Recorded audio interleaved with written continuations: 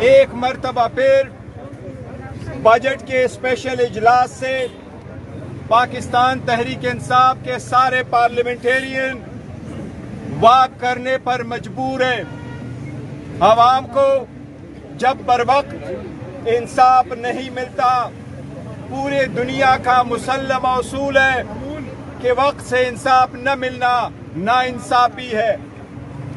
जज साहिबान खुद भी अपने कास के लिए 2009 में सड़कों पे आए थे।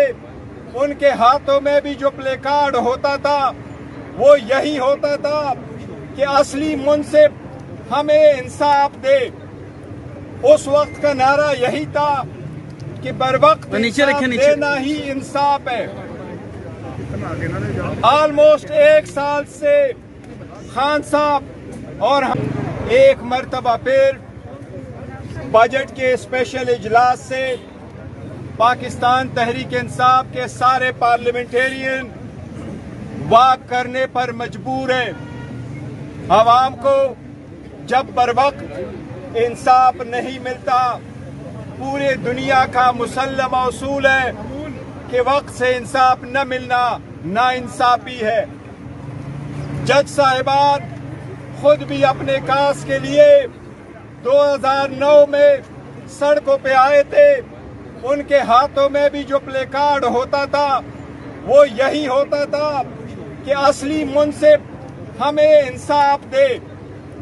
उस वक्त का नारा यही था कि बर वक्त देना ही इंसाफ है।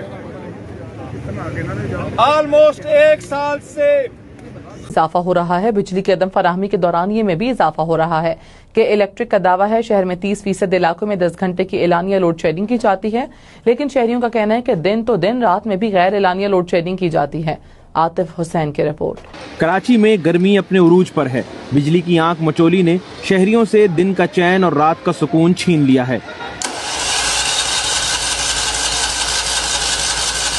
न्यू कराची के इलाके गोधरा के मकीनों का कहना है कि उनके इलाके में बिजली की बंदिश का कोई वक्त मुकर्रर नहीं। गुज़श्ता रोज दिन में दर्जा हरारत 41 डिग्री सेंटीग्रेड तक पहुंचा है, जबकि गर्मी की शिद्दत 46 डिग्री से भी ज्यादा महसूस की जा रही है। हवा में नमी का तनासुब 30% रहा, जबकि महकमे मौसमियात के मुताबिक कराची में बारिशों का कोई इम्कान नहीं। अगले चंद रोज तक मौसम गर्म और मरतूब रहेगा।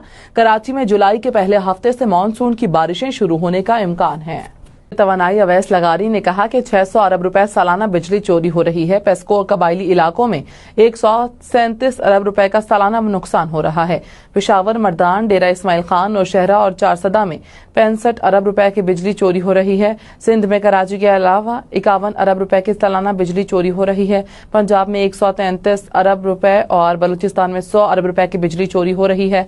उन्होंने कहा कि हुकूमत के पास 6000 मेगावाट फालतू बिजली थी। अगर हम बिजली फराहम करते तो हमें 2-2.5 अरब रुपए का मजीद नुकसान होता।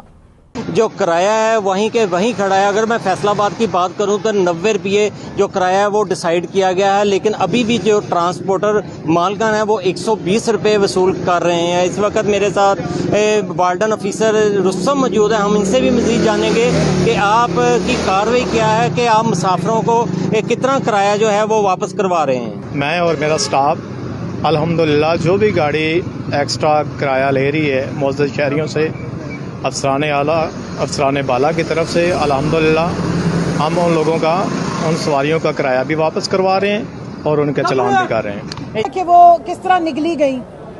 जो प्रोपोर्शन और रिप्रेजेंटेशन, यानी जितनी सीटें कोई पार्टी जीतती है उसके मुताबिक उनकी रिजर्व सीट्स का कमीशन को सीटें रिफ्यूज़ की तो वो सारी सीटें खैरात की तरह, रेवड़ियों की तरह या पता नहीं मिठाई के डब्बा समझ के मोहब्बत में जो है वो इन्हीं दोबारा पार्टियों को बांट दी गई, जिसकी ना कोई पीछे मिसाल मिलती है, ना कॉन्स्टिट्यूशन में कहीं ये लिखा है, ना इलेक्शन एक्ट में ये लिखा है कि अगर जीती कोई और पार्टी है, रिप्रेजेंटेशन किसी और पार्टी के पास है तो उसके